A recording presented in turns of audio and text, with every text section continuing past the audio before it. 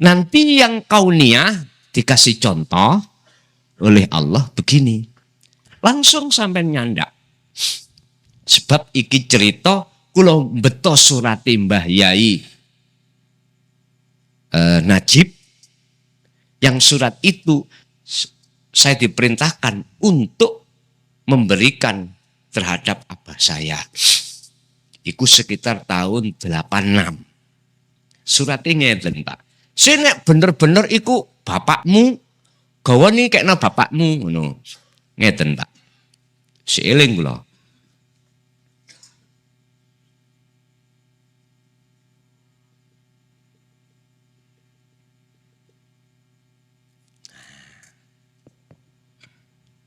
Jadi kula betok serat iku rupong ini. Bagi kita yang kitab di dalam diri itu belum buka. Oh boy. Titik-titik yes.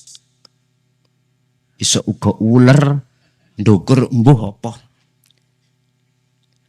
Ternyata itu adalah mendung dan hujan.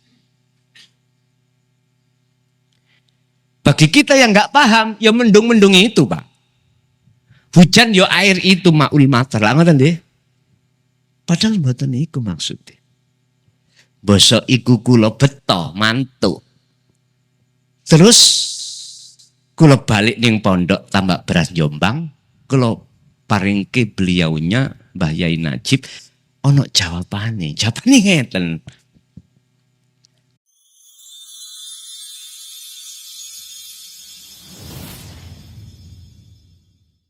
Man arofa nafsahu faqad arofa robbahu. Barang siapa yang mengenal dirinya, maka akan mengenal Tuhannya.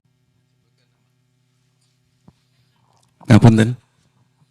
Assalamualaikum warahmatullahi wabarakatuh. Sugeng dalu ya. Nama saya Amin Iskandar dari Jember Kota. Boleh dibilang saya pemula ya. Yang ingin saya tanyakan dan satu hal lagi yang mungkin saya mohon saran kepada Yai. Yang pertama, dalam proses kesadaran diri ya, itu kenapa ya? Ada yang saya rasakan, ada beberapa menit yang terlewat. Ada beberapa menit tiba-tiba lepas, ada beberapa menit tiba-tiba lupa. Apakah itu memang proses yang normal? Atau mungkin ada saran atau hal-hal yang bisa menjadi kiat-kiat untuk bisa selalu usrai. Yang kedua, sehubungan dengan doa. Jadi ada beberapa permasalahan-permasalahan dalam hidup, saya yakin Bapak dan Ibu mengalami. Di situ pastinya sebagai Muslim kita akan mencari Tuhan, akan mencari Allah, akan mencari tempat di mana kita berlabuh. Seiring jalan Yai, yang tadinya doanya menggebu-gebu, namun herannya ya, ketika Nyuwun Sewu tadi yang saya bilang, saya baru dan menemukan channel Ponpes Miftahul Ulum Jaya Baru yang dipimpin oleh Bapak Kiai Haji Mukhlason. Doa yang selama ini disampaikan, doa yang selama ini dipanjatkan, kenapa tiba-tiba hilang ya? Tiba-tiba tidak ada keinginan, Nyuwun Sewu ya, apakah memang ini sebuah adab yang salah atau memang proses dalam sebuah perjalanan? Oke, matur nuwun. Terima kasih sangat, Kiai. Assalamualaikum warahmatullahi wabarakatuh. Waalaikumsalam warahmatullahi wabarakatuh. Ketika Allah memproses hambanya dari alam gelap supaya masuk ke alam terang.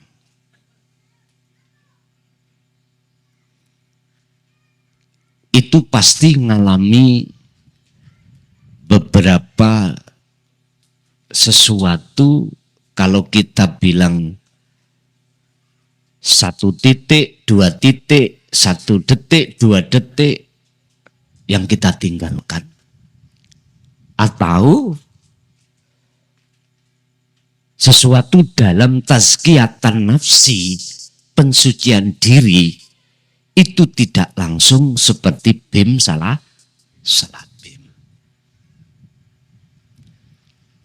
Wakilah lan den critakake kisah tentang tazkiyatan nafsi li Nabi Muhammad sallallahu alaihi wasallam. Itu didatangi malaikat muqarrabin, terus dibelah dadanya dan seterusnya untuk mensucikan sifat-sifat najis-najis di dalam hati wakilah niku. Wakilah yang lain juga tidak, monggo kerso. Sing jelas ini pasti terjadi pada diri kita. Ketika jenengan betul-betul melaksanakan apa sistem yang sudah Allah berikan lewat baginda Rasul tentang pembersihan hati kita, pasti di situ akan mengalami beberapa makom. Ya. Beberapa makom, sing makom itu boleh kami sebut sebagai makom musyahadatul fana, musyahadatul kamil, musyahadatul baqo. Artinya apa? Si salik kalau sudah Allah tarik ke makom fana dan makom makrifat, diberikan beberapa detik atau menit, si salik itu manakala mengikuti sistem wasilun, ada tugas di belakangnya, mesti dia kembalikan lagi. Bentuknya ku anfusakum wa ahlikum naro. Sehingga kemakrifatan kita kepada Allah di saat kita masih diletakkan proses Allah musyahadatul fana sedikit sekali. Sedikit sekali. Tapi bukan berarti itu salah. Enggak. Sehingga Gusti Allah memberikan warning atau saran dan masukan yang harus dibawa bagi orang yang seperti ini, yang Allah tuangkan di dalam surah Al-Baqarah 256. Al-Baqarah 25. Di situ ada kalimat ngeten. Wa may yakfur bitaghuti wa yu'min billah. Siapa di antara Anda yang sudah masuk di zona meninggalkan selain Allah? Berarti bebersih diri Pak nggih? Maka wa yu'min billah. Mereka akan mendapatkan satu kebenaran bertemu Allah. Nah, ketika saat ada di sini, maka faqadis tamsaka bil urwatil wuthqa lam fisa malaha. Pegang terus tali Allah ini. Berarti itulah Pak yang ku maksud. Walaupun jenengan sudah sampai ke musyahadah, tetapi musyahadahnya jenengan iki wonten kamil atau wonten fana, berarti tanda jenengan iku ada tugas. Dikeluarkan lagi untuk menengok orang dekat kita, untuk memberikan oleh-oleh kabar kebenaran yang sudah jenengan terima. Kasihkan, sampaikan. Ya. di sini jenengan diwajibkan oleh Allah untuk senantiasa memegang erat tali Allah ini. Itulah tali dzikir. Talinya disebut dzikir. Dah. Pada saat kapan dzikir itu harus jenengan pegang? Pada saat kita diturunkan dari musyahadah. Kalau jenengan detik-detik di musyahadah, baik fana, kamil, bakok, sama Pak. Semuanya sama statusnya. Sama. Jenengan diturunkan kembali, itu maksudnya ada dorongan dari Allah sampai harus menyampaikan ini terhadap orang dekat, termasuk keluarga. Ku anfusakum wa ahlikum naro. Ya ini bentuknya. Rasulullah setelah menghadap, dikembalikan lagi ke dunia. Akhirnya terkenal membawa oleh-oleh sholat 5 waktu yang fadilahnya asalnya 50 sama. Adalah sama. Itu aslinya penyempurnaan, Pak. Jenengan kali kula salatimu berhubung dereng sempurna, ya mi'rata biar sempurna. Jadi Rasulullah ketika saat mi'raj itu adalah penyempurnaan daripada sebuah sholat. Jadi ya jasmani, ya rohani. Loh kok bisa?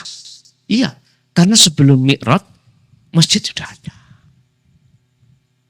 Subhanalladzi asra bi'abdihi lailam minal masjidil haram ilal masjidil aqsa. Lah ngerti ya? Sudah ada. Sudah digunakan untuk sholat ini. Sudah. Buktinya sudah ada masjid. Nah, mi'rajnya menyempurnakan untuk kita supaya kita betul-betul tidak hanya sholat menghadap pada Allah secara syariah saja, akan tapi juga secara hakiki. Ini yang harus para alim ulama menjabarkan tentang masalah rohaniyah penyempurnaan sholat. Mumpun dibahas syariat tidak dulur. Karena kita panjenengan yang disebut ulama itu bertanggung jawab atas segala apa yang telah dilakukan umat tentang sholatnya. Nek kula mau mek ndorong tok, ngkei motivasi. Yi monggo jenengan sing nyampe nih lho ngoten lho. Ngoten. Bapak Ibu hadirin rahimakumullah. Kembali kepada satu pertanyaan. Jadi niku proses wajar, Pak. Jenengan satu saat lupa, satu saat ingat. Karena proses dari fana ke kamil, kamil ke baqo. Pedomannya jenengan ada di surah Al-Baqarah 256. Pun pertama. Kedua, bab doa. Mboten sampean tok, Pak, biyen tawakun. Kulo sampak kulo ewangin dernginging barang. Nggih. Dewangin sedaya prosesnya al-ubat itu ngoten. Kan punya dasar. Ud'uni astajib lakum. Tapi di situ kita ahli ibadah tidak memperhatikan ya mutakalim yang penanya pertama ada nama yang tidak boleh disebut tadi. Ud'auni jalu osironi ingsun. Di situ ada syarat, Pak, yang disembunyikan. Apa? Jikalau kau betul-betul mintanya terhadap aku, nah ini gila, aku, ya astajib. Niki jawabnya adalah fi'il madhi. Nyunyun sewu, ya mesti dijabahi oleh Allah. Mohon maaf, ngapunten fi'il mudhari'. Lah ini Allah Nggak main-main. Berarti Allah telah berjanji akan mengijabahi apa yang hamba minta, tapi dengan catatan harus ketemu dulu terhadap Allah. Harus matur dulu, manggi, metui, menemui Allah dulu. Karena barang siapa yang mintanya betul-betul terhadapku, kata Allah, berarti kan ketemu. Artinya apa? Hati jenengan harus makrifat pada Allah terlebih dahulu. Iki yang tidak diperhatikan. Ngapunten Kang Kadang. Ibarat kula minta tetangga kula pelem. Kula kepingin Pak pelem. Pertanyaannya, saya terlebih dahulu etikanya itu bilang metui terhadap tetangga, apakah langsung saya antem? Gak usah bilang. Artinya kita berdoa yang benar, apakah hati menghadap pelem, apakah menghadap Allah. Nek miturut kacamata hakikat Pak, wajib ini wajah tuas dia terlebih dulu. Nek boten, kalau tidak nanti dibilang maling. Tidak percaya, buktikan. Sampeyan ambil barangnya tetangga, jangan bilang. Pasti diteriaki maling. Jadinya nggak enak, Pak. Artinya ijabai Allah dalam satu permintaan hamba macam dua. Ada yang bernilai istidraj, dilulu, minta dunia sukses, barokah. Dikasih Pak. Dunia ini sukses. Bisnisnya sukses. Udah. Derajatnya sukses. Dikatakan dilulu manakala hati kita semakin jauh pada Allah. Dua. Dikatakan pemberiannya Allah itu hidayah. Petunjuk. Apa? Justru semakin besarnya dunia yang Allah berikan, tidak menjadikan penghalangnya hati jenengan pada Allah. Semakin sampai ditambahi Allah fasilitas, semakin jenengan gunakan untuk kendaraan bertemu Allah. Makanya Kanjeng Nabi nggak pernah Pak ngelarang umat sugih, duweni jabatan, duweni derajat, mboten nanti ngelarang. Cuman beliau berpesan, janganlah kau terbuai dengan hal itu sehingga menjadikan hatimu semakin jauh pada Allah. Hanya itu. Iku maksudnya, silahkan jenengan kali kula niki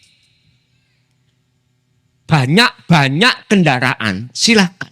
Sing penting gunakanlah kendaraan itu hanya untuk menghambakan diri datang Gusti Allah. Itu aja. Bapak Ibu hadirin rahimakumullah. Lah kok sekarang jenengan boten purun nih berdoa alias wis gak istilahku gak menyentuh belas. Jawabannya hanya satu. Karena hati jenengan dikondisikan Allah boten ngecemes. Oke. Jenengan mengapa dikendaki Allah hati tidak menuntut hal-hal yang bersifatkan sukses dunia, mohon maaf. Iku memang maksud Allah sengaja jenengan kali kula niku diselamatkan Allah dugi pengaruh itu. Ngaten lho niku. Dan ini Allah lagi resik-resik hati panjenengan. Ada istilah sapa sing gak ndonga iku disebut sombong, sapa sing ndonga disebut komprong. Kumprung nih. Iki piye kalimah iki? Itu tergantung untuk siapa. Nek untuk kita golongan am, nek gak ndonga ya sombong. Kalau golongan khos, nek ndonga kumprung. Kumprung iku gak punya totok kromo ngoten lho. Wis ta, siapapun jenengan kalau sibuk dzikir demi Allah, gak sempat sampean nyuwun. Gak percaya buktekno. Dadi potoku kok sampean buktekno. Siapapun jenengan kalau sudah hati sibuk berkomunikasi dengan Allah, yaitu zikir, maka wallahi jenengan gak sempat minta ini, minta itu.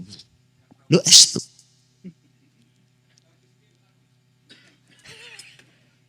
Tapi Gusti Allah ngerti apa sing dadi kebutuhan kita. Baik secara Ar-Rahman, lebih-lebih Ar-Rahim. At-Tolak ayat 3 jenengan tingali. Wa may yatawakkal 'alallah fahuwa hasbuh. Itulah namanya orang yang bertawakal. Yang sebenar-benarnya bertawakal.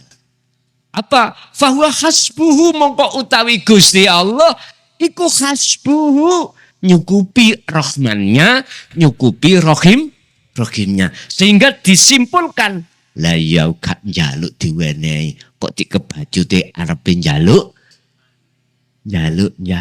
Wis meneng ae. Nggih.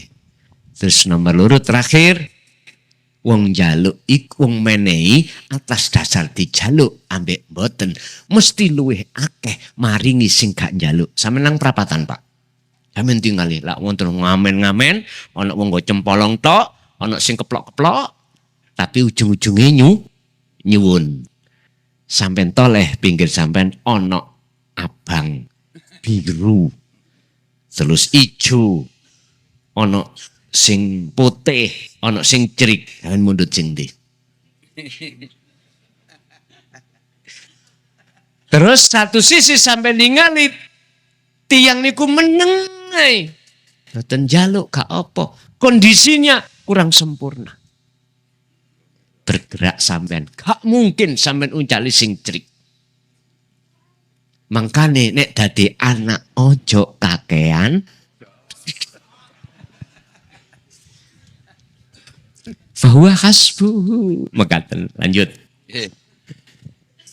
Saderengipun kita lanjut.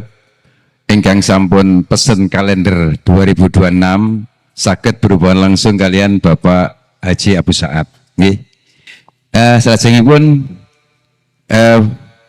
kita ganti suasana. Nggih punika ibu-ibu ingkang badhe nderek tangklet, monggo. Wonten ibu-ibu, monggo. Maju mriki Bu, mriki Bu.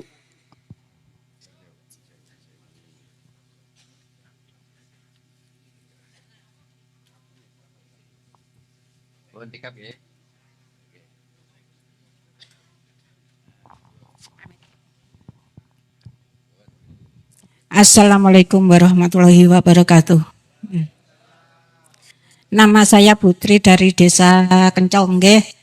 Ngeten Pak, kalau sing badhe tangletaken setiap aktivitas kita kan disuruh selalu niati karena Allah Ta'ala.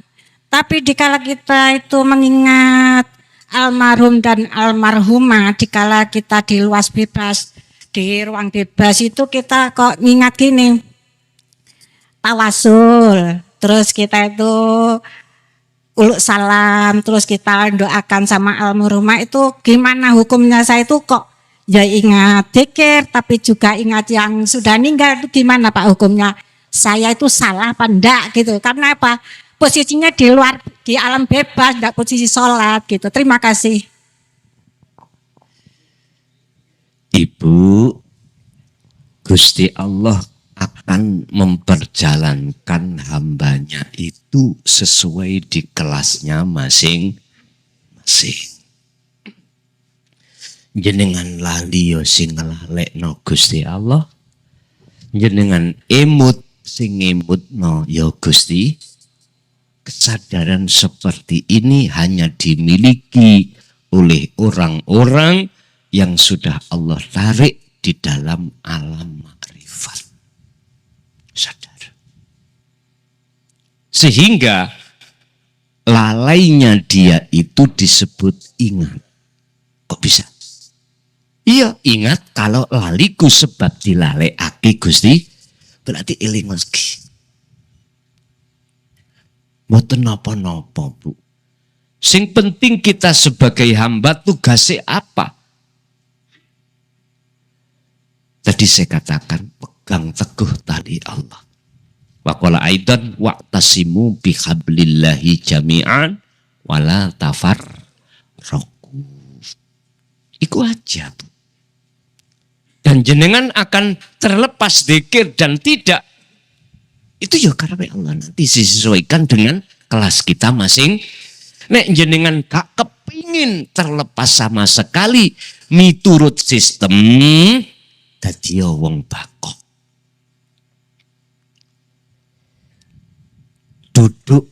Duduklah di makom bakok. Musyahadatul bakok. Belas niki pun boten pun. Lan jenengan sing dudukno situ ya Allah. Ngoten, makanya wis gak usah bingung-bingung jenengan kali kula. Walaupun di tengah masyarakat, di tengah keramaian, kita kok sering lupa. Tapi ketika sendirian kok penak. Lah ngoten nggih? Nggih niki lho. Salah sijine alasan mengapa dulu para masyayikh kita berani melakukan khalwat uzlah secara fisik meninggalkan keramaian. Ya niki. Wis ora gembul garwa, anak donya brono mboten secara fisik. Karena beliau memakai kaidah bahwasanya aku terpengaruh sebab aku gembul. Sekarang dijagus Allah ngene. Tonton makhlukku, ikan yang hidup di lautan. Mengapa dia enggak terasa asin?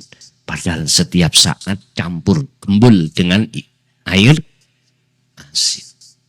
Akhirnya itulah munculnya sistem uzla sira ning papan rami. Artinya kita kholwat itu gak mung hanya di dalam sholat saja. Di luar sholat, waktu jenengan sosialisasi tetangga, arisan, istighosahan, yasinan. Kok ya kejungkel-jungkel? Enggak apa-apa. Karena itu memang kelas kita. Tapi nanti kalau sudah di Allah tarik kelas kita di kamil, beda lagi. Sudah wikit lupanya. Keprusute ini loh. Keprucute. Apa? Kelupute. Niku hanya sedikit sekali. Apalagi kalau sudah Allah tarik di makom musyahadatul baqo.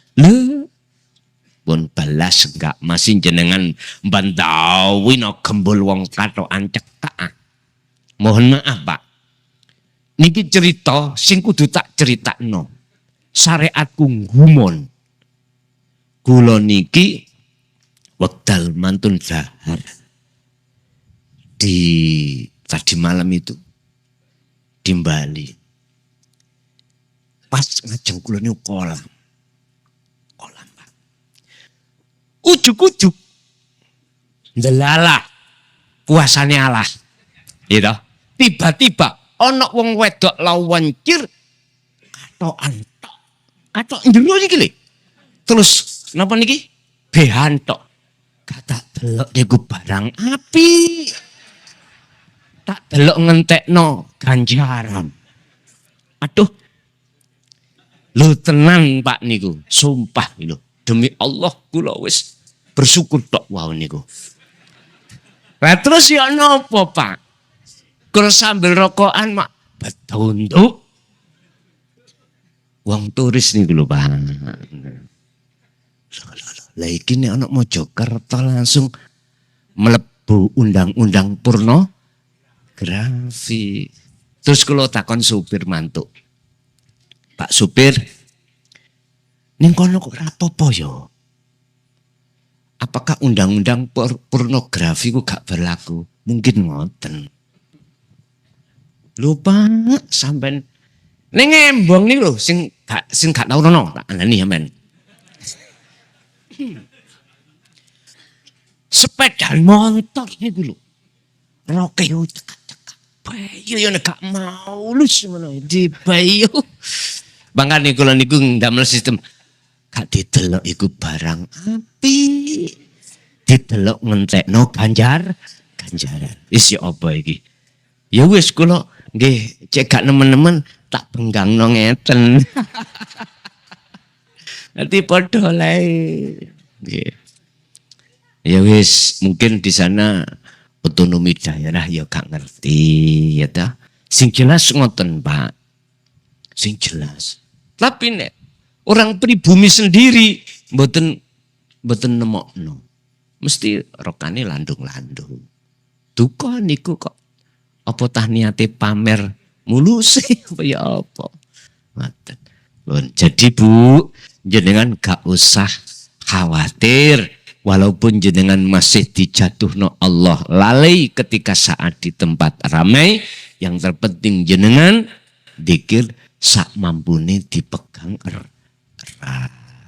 Lanjut.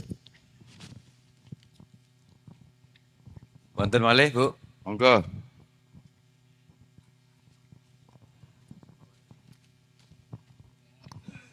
Assalamualaikum warahmatullahi wabarakatuh.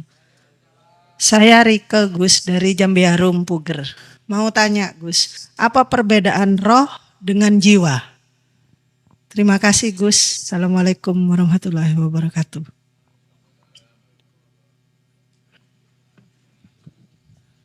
Tolong dibuka di dalam surat Al-Fajr. Kalau nggak salah loh, kalau salah tolong dibenarkan. Gusti Allah dawuh. Ya ayyatuhan nafsul mutmain. Di situ tidak memakai langsung kalimat ya ayyuhar ruha. Enggak. Nafsul mutmain. Wahai jiwa yang tenang. Irjingi. Ini Jawa Tengah Pak. Nah, ya Jawa Tengah ya. Irji'i dobalio siro ila rabbiki maring pangeran iro. Iku perintah. Mengapa kok ya diperintahkan? Karena posisi disebut jiwa, disebut roh iku kotor, akhirnya disebut jiwa. Karena ruh dalam keadaan kotor. Bahasanya, karena ruh itu tinggalkan Allah.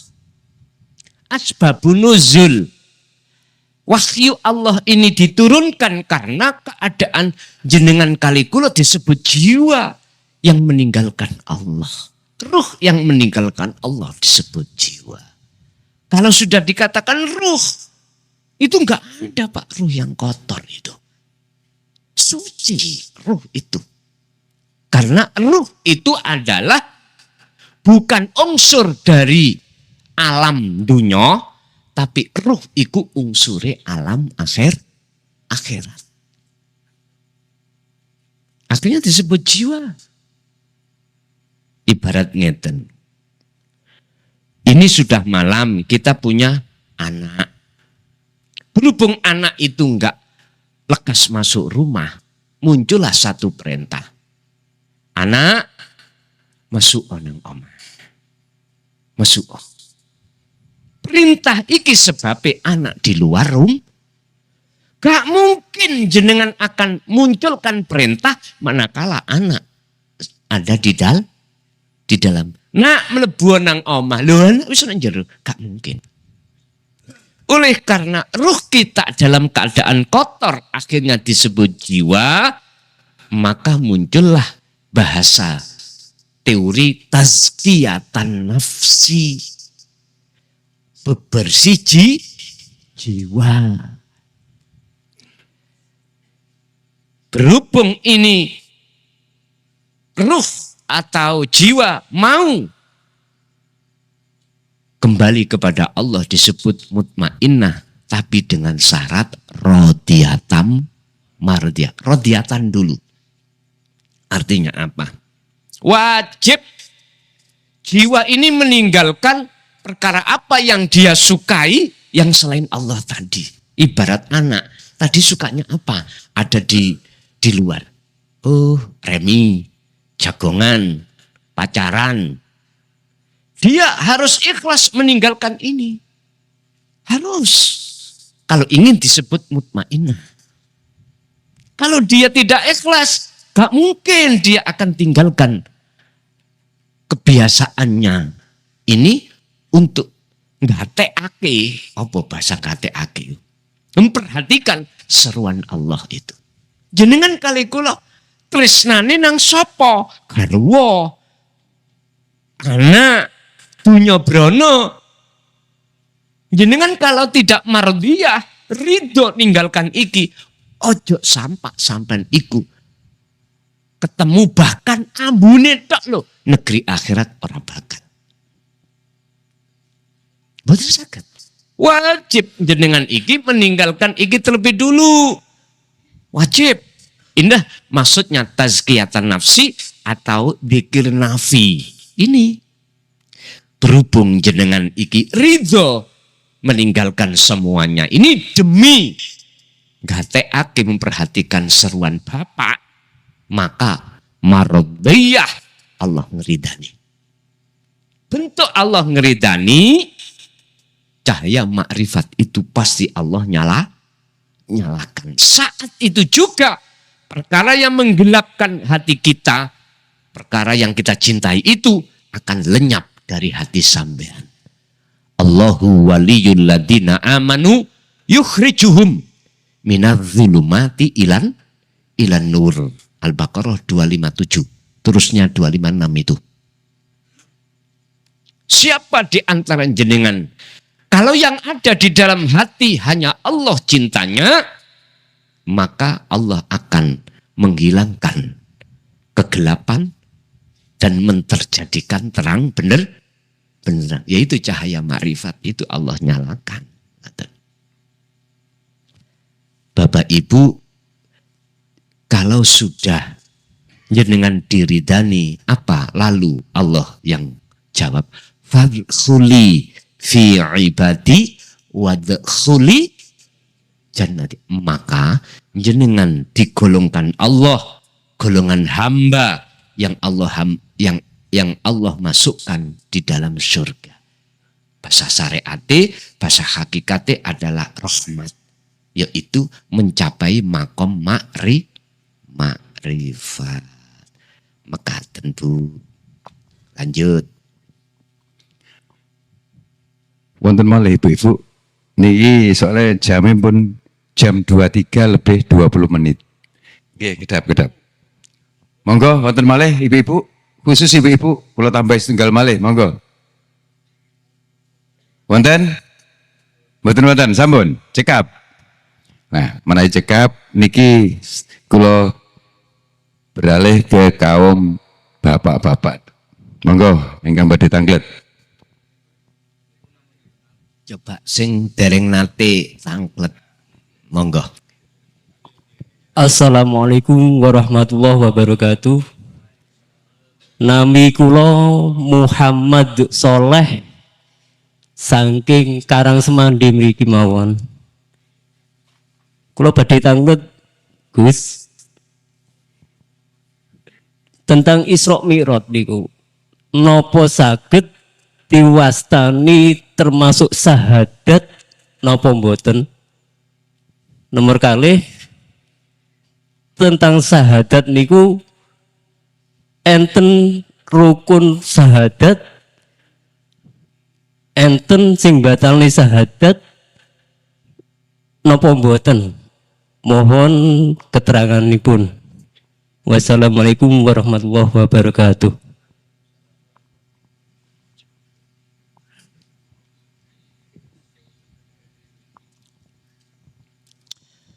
Tentang Isra Mi'raj, apakah bisa diartikan makna dari sebuah syahadat? Saya jawab dari pandangan kacamata hakikat benar. Coba kita urai. Kalau gosok nggih. Nek mriki mboten guru gak ana murid, dulur.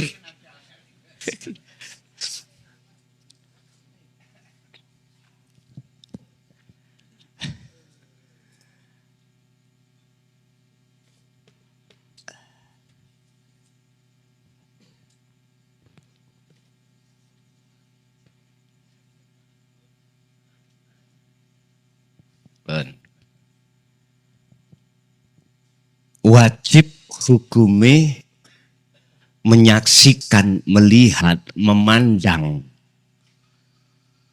ruhaniyah sampeyan lewat ainul basiroh, matanya ruhaniyah.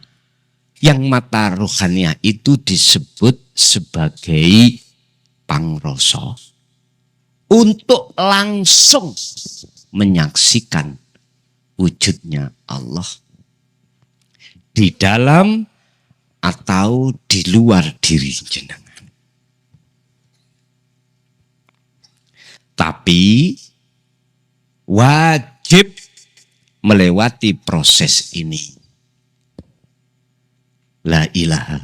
Sehingga di sini ulama ahli tasawuf di dalam la ilaha tersimpan nafi, illallah tersimpan isbat.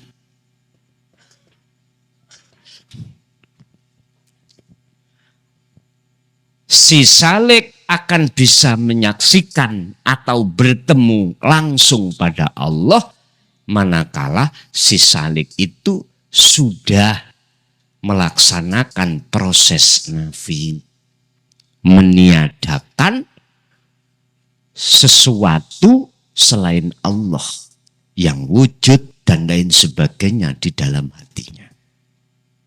Baru diizinkan Allah. Makanya disebut isbat.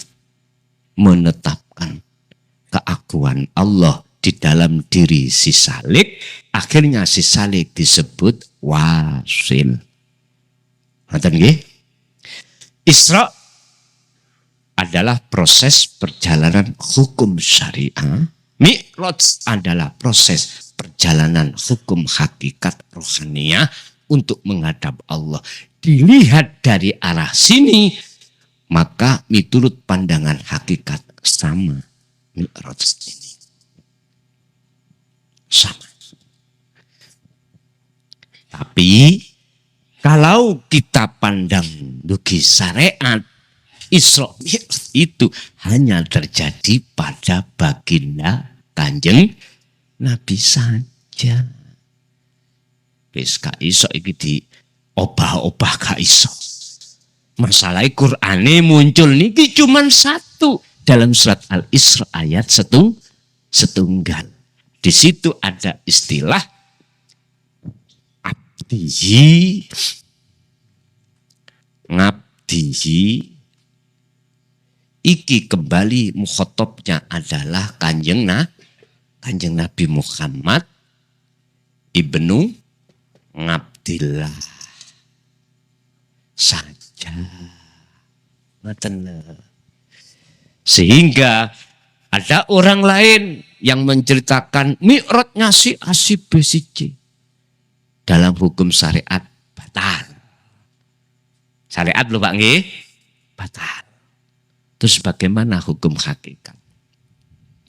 Sebab Kanjeng Nabi pernah diperintahkan Allah untuk mengatakan bahwasanya beliau itu sama dengan kita sebagai manusia. Dalam satu ayat Al-Kahfi 1:10 ya. Kul, katakan Muhammad terhadap umatmu. Bentuknya mana yang harus dikatakan? Innama ana basyarum mithlukum. Sesungguhnya aku, Kanjeng Nabi ya, iku basyarun. Manusia. Sama dengan kamu. Kanjeng Nabi dahar, jenengan ya dahar. Wis sama. Dari sisi mana? Dari sisi basariahnya. Nah sekarang pertanyaannya, dari sisi ruhaniahnya bagaimana? Ini yang bisa menjawab adalah hukum hakikat. Mohon maaf, empun salah faham, saya berkacamata dari hakikat juga sama. Jikalau jenengan kali kula estu menteladani Kanjeng ruhaniah lho nggih. Ruhaniah sangka malakut. Ruhaniah alam malakut, ruhaniah alam akhirat, jasmaniah alam dunya. Kanjeng Nabi nggih ngoten sami sedaya. Tinggal pertanyaannya, ruhaniah kita itu milah kemana? Condongnya kemana? Samakah dengan Rasulullah? Rasulullah condongnya hanya pada Allah cintanya. Kita kemana? Kalau kita condongnya kepada alam dunia, nanti jenengan akan diperingatkan dalam salah satu makalah nanti. 200 ke atas. Ngeten, he salik. Jikalau kau betul-betul keinginanmu kepingin wusul datang Allah, maka condongmu terhadap, condong rohaniamu terhadap dunia, buang, lepaskan. Gak pantas rohaniah itu condong ke alam dunia, karena rohaniah itu unsurnya dari akhirat. Condongkan ke akhirat artinya pada Allah. Baru kau nanti akan bisa ketemu. Makanya dalam Al-Ahzab teladani Kanjeng Nabi, opo di situ wal yaumal akhirah, kok gak wal yaumat dunya. Ayo, ya itu tadi. Kuncinya lagi-lagi tetap dikir. Makanya nek wis ngaji kakean ilmu iku ya penting, tapi luwih penting kakean dikir. Kakean ilmu tanpa dikir percuma tak berguna. Dan artinya berjenjang. Nggih. Kalih wau nggih. Pitakoni kalih ya. Oh nggih. Syahadat apakah ada rukun sahnya syahadat ataukah yang membatalkan syahadat? Nggih, Pak. Apa rukun sahnya syahadat? Kalau rukun itu di dalam, Pak. Mohon maaf, satu, jenengan harus ngerti ngelmune syahadat. Nggih. Ngelmune syahadat ini bagaimana? Disebut syahadata ini penyaksian dua hal. Pertama adalah Allah, kedua adalah utusan Allah. Artinya apa? Sesuatu yang tidak bisa disebut tadi loh, yang di mana-mana dan tidak kemana-mana, dan itu lebih dekat dari urat nadi jenengan. Wis. Lah Muhammadnya, utusannya, mana? Ya Nurullah ini. Makhluk semuanya ini bisanya obah. Sebab diutus Allah obah. Inilah syahadata ini. Sekarang jadikan tunggal. Bagaimana antara Muhammad dengan Allah. Antara Allah dengan Muhammad.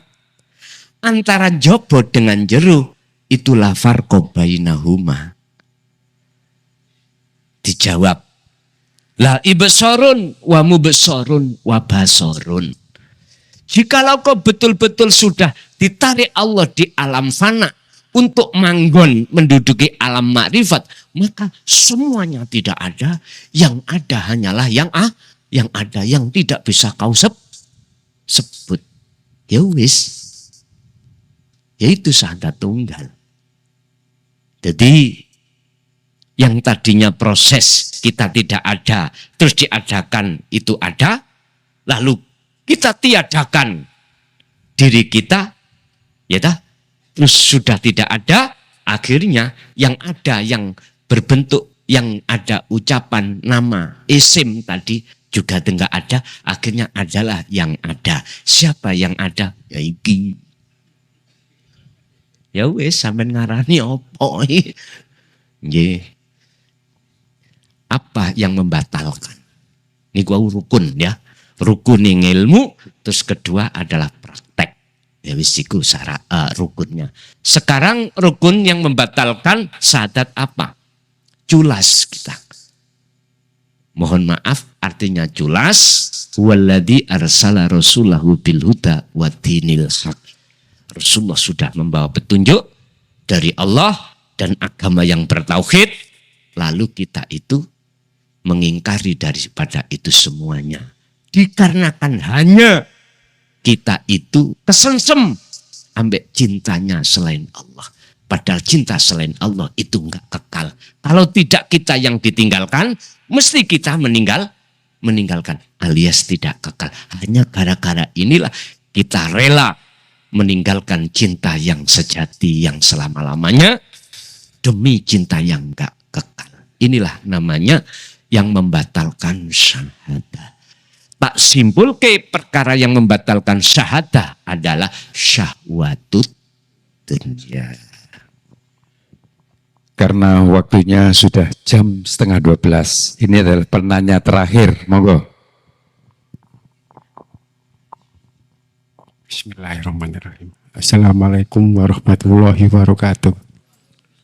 Mohon maaf Gus, yang saya pertanyakan bahasa hakikatnya nikah batin kutus pundi. Kulo dugi nikah batin. Kulo dugi Banyuwangi Gus, Banyuwangi Ketapang atas nama Satrio. Matur nuwun. Assalamualaikum warahmatullahi wabarakatuh. Ini pernah ada yang menanyakan, ketemu nih surat Al-Isra, insyaallah si kula patosane. Itu langsung terhadap Kanjeng Nabi. Al-Isra ayat 28 atau gimana kalau sekedap Pak 22.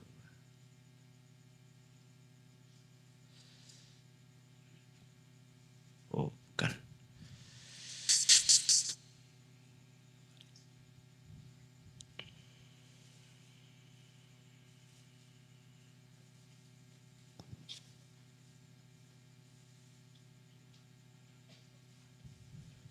Lupa. Gini, apa yang dimaksud kitab di dalam diri itu, Pak? Nanti di dalam makalah entah berapa saya lupa ada Pak gini. Menceritakan tentang mu'alim 100 lebih nih. Ada mu'alim, siapa mu'alim? Yang bercerita. Yang menceritakan tentang sirul ma'rifah. Rahasiane ilmu ma'rifat. Itu ada 2 mu'alim. Ada 2 yang mengajarkan ilmu tersebut yang bersumber dari hati. Hatinya beliau. Atau bersamaan dengan nur ma'rifatnya. Nah, di dalam hati beliau itu ada semacam kitab, yang kitab itu enggak ada batasnya. Dan inilah yang akan bisa jenengan terima. Tondone, kalau keterangan yang bersamaan dengan nur makrifat Allah yang bersumber dari hati beliau, itu gampang dipaham oleh sami'in. Gampang dipaham.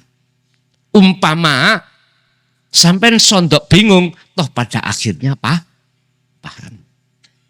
Karena bahasanya sudah bahasa yang jenengan bisa terima. Ada mu'alim itu tidak dari hati, dari kitab. Atau dari akal yang dia terima yang telah diceritakan oleh mu'alim yang lain. Sebab apa? Sebab dia itu disebut ahli tahqiq tetapi belum melaksanakan kholwat. Sehingga apa ucapan yang muncul itu tidak dari hati yang bersamaan dengan nur makrifat, tapi dari hati yang dari akal yang bersamaan dengan kepentingan hawa nafsu. Ada itu keterangannya. Itu insya Allah kemarin di hari Sabtu saya sampaikan rutinan di pondok sudah sampai bab itu. Di bab 100 ke atas. Nah, yang dimaksud kitab di dalam diri panjenengan itu adalah Al-Quranul Qadim. Itu akan buka terhadap hati jenengan manakala jenengan itu sudah Allah tarik di dalam alam fana lalu alam makrifat. Itu pasti, Pak. Wujud dohire apa? Macam-macam. Ada yang bersifatkan kauniyah, ada yang bersifatkan Qur'aniyah. Tertulis, tercipta dan tertulis. Contoh.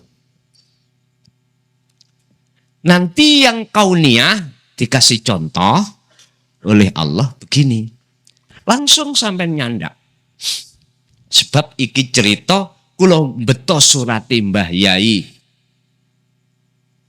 Najib, yang surat itu saya diperintahkan untuk memberikan terhadap abah saya. Iku sekitar tahun 86. Suratnya ngeten, Pak. Saya bener-bener iku bapakmu, gawa nih kayaknya bapakmu, ngono. Ngeten, Pak. Seiling kula.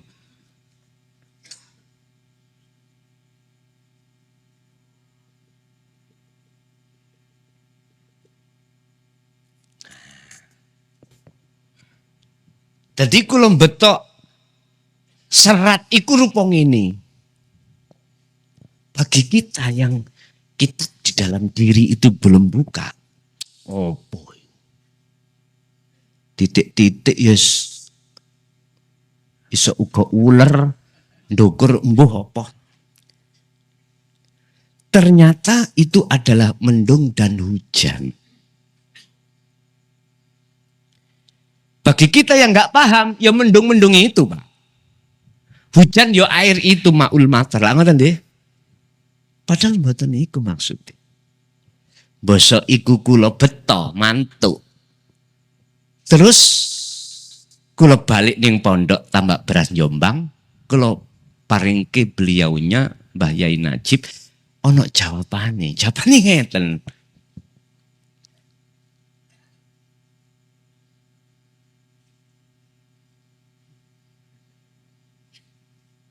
Ngeten toh.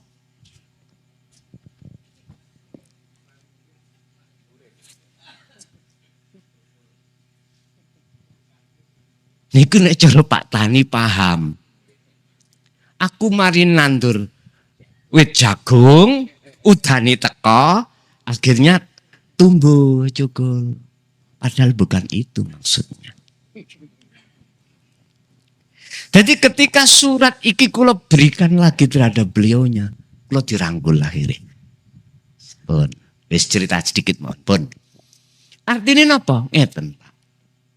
Sebelum terjadinya datangnya air hujan, sebelum datangnya, mohon maaf ya, cahaya makrifat lewat nur ilmu, nur tauhid diberikan hati jenengan kali kula.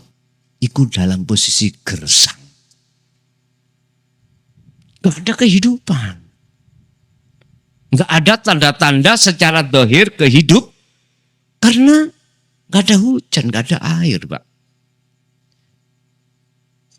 Gak ada. Tapi di dalam tanah sebetulnya itu ada kehidupan, cuman belum tampak. Suket, nggak ada tumbuh. Kalau kita bicara jagung, belum kita tanam. Loh, ketika saat tanah itu Bapak Ibu, kedatangan air hujan yang asalnya tandus, tanah menerima, jadilah tanah yang subur. Akhirnya muncul. Jadi pertanyaannya gini, ketika saat nur tauhid, nur makrifat dihadapkan hati seseorang yang asalnya hati itu gersang, hati itu mati, maka hati itu akan jadi hati yang hidup. Yo, inilah hari kebangkitan.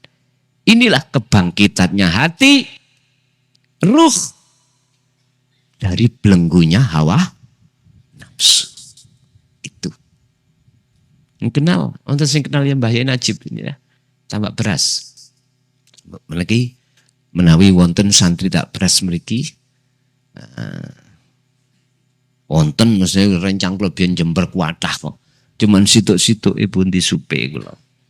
Tahun 86 sampai 90. Wonten. Apa yang ditakon? Oh, kitab ya.